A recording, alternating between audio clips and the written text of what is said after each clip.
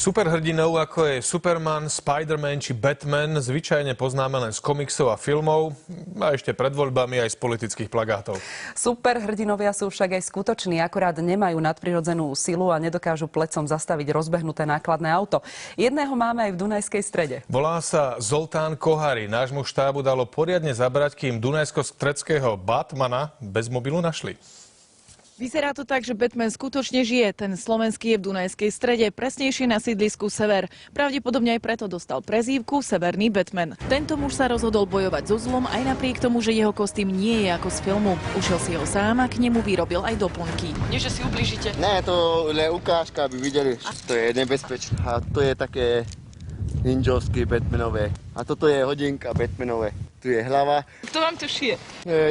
Ja sám, všetko. Není vám zima v tom? Není, lebo pod tým je toto také tepelné, to celé je z koža. Zoltán alias Dunajsko-stredský Batman býva v bytovke, ktorá je už dávnejšie opustená. Keď chce ísť domov, musí ako správny Batman cez okno či balkón. No a dolu podobne, i keď pre obyčajného smrteľníka nebezpečnejšie.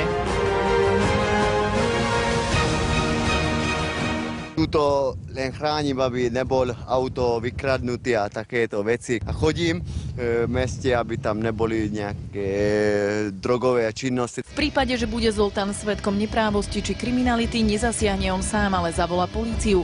I keď vie bojové umenie A technika Batmanová umenie. predsa len si uvedomuje, odkiaľ a pokiaľ sú jeho kompetencie. Ne, ja by som zasahoval by polícia.